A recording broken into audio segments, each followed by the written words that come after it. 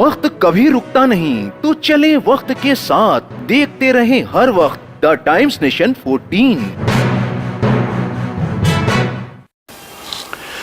आदाब, नमस्कार। मैं सरवर हुसैन कुछ पल शायर और अदीब के साथ के इस एपिसोड में आपका इस्तकबाल करता हूँ।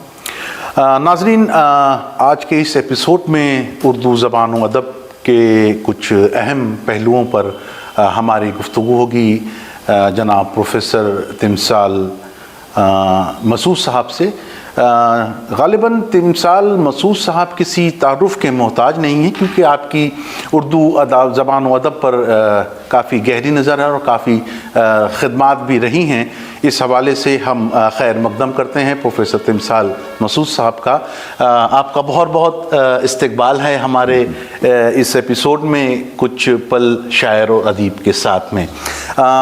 मसूद साहब, आज हम आपसे ये जानना चाहेंगे कि एक खानवादा आपका उर्दू अदब से ताल्लुक़ रखता है, उसकी एक छोटा सा अगर तारुफ हमारे नाजरीन के लिए अगर पेश हो जाए तो बेहतर।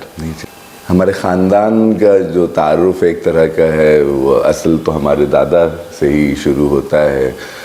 वो प्रोफेसर सैयद मसूद हसन रिजवी अदीब, तो इन्होंने यहीं लखनऊ यूनिवर्सिटी में ही तालीम हासिल की और फिर यहीं लखनऊ यूनिवर्सिटी में उर्दू का और फ़ारसी का शोबा कायम किया एक तरह से, और पहले उर्दू फ़ारसी के लेक्चरर वही थे।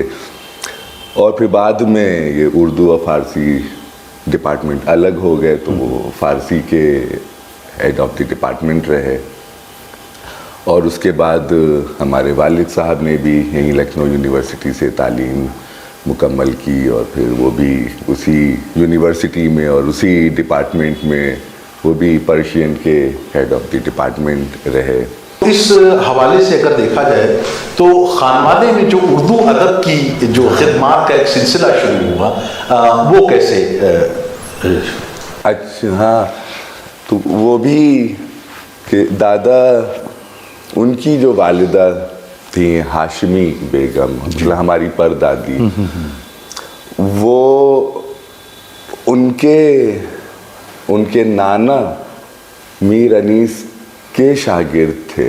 अच्छा। उनका नाम था मीर सलामत अली, और वो शायद मीर अनीस के एक तरह से शागिर्द रशीद जिनको कहते हैं जी, कि हम एक है उस्ताद शायर, उसके तो बहुत से शागिर्द हैं, लेकिन कुछ हैं चुनिंदा मखसूस के, ये ग्रेड 1 के हैं, ग्रेड बी सी डी इस तरह से।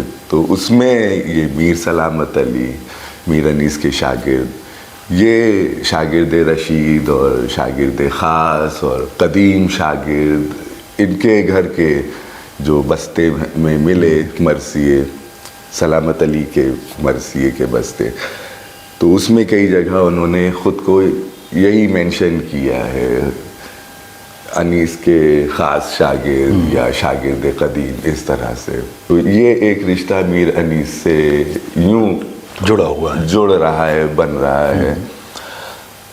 फिर लखनऊ आने के बाद उनकी जो यहाँ लखनऊ, यहाँ की ज़बान, यहाँ की पूरी तहज़ीब और सब कुछ ने, इन सब चीज़ों ने ज़ाहिर सी बात है उन पर जो असर गहरा असर उस पर बहुत मुतासिर हुए, और फिर यही सब चीज़ें ही उनकी ज़िंदगी का ख़ास मैदान हो गई। मरसिया और वाजिद अली शाह और 1857 और यहाँ की तमाम शेरी और अदबी असनाफ, उन पर ही उनका फोकस रहा पूरी ज़िंदगी।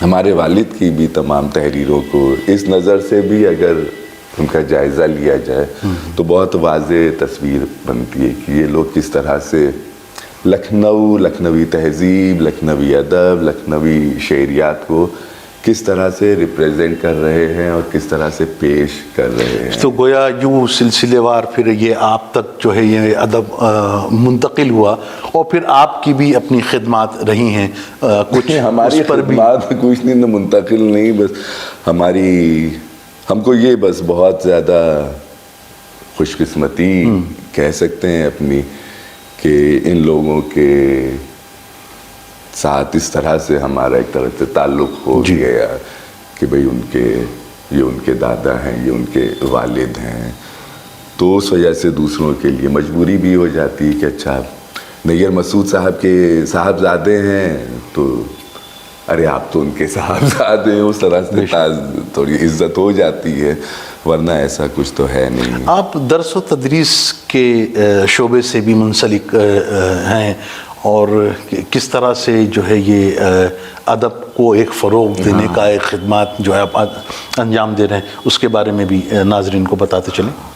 اردو زبان اور ادب کے ہی میدان میں ہم بھی آگے اور پڑھانا شروع کیا اردو کو اور ادب کو، اور پھر امریکہ چلے گئے، وہاں یونیورسٹیز میں پڑھاتے رہے، اور ابھی آج کل نیو یارک میں ہے کولمبیا یونیورسٹی، اس میں بھی وہی اردو ہی پڑھا رہے ہیں، زبان اور ادب کے جو کورسز ہیں۔ تو آپ کی بھی ادھر دو تصنیف جو ہے وہ کافی لوگوں کے درمیان جو ہے وہ ایک موضوع بنی ہوئی ہے۔ ایک تو میر انیس کے وہ مرثیے جو جن میں غلطیاں پائی جاتی رہی ہیں، میرے خیال سے 111 مرثیے ہیں، اور دوسرا آپ کی جو ایک تصنیف ہے وہ میر تقی میر کے کچھ منتخب کلام ہیں۔ تو ان دونوں کو جو آپ نے کمپائل کیا ہے، یہ خیال کیسے آیا اور کیا اس میں جو ہے وہ آپ نے جمع کیا ہے؟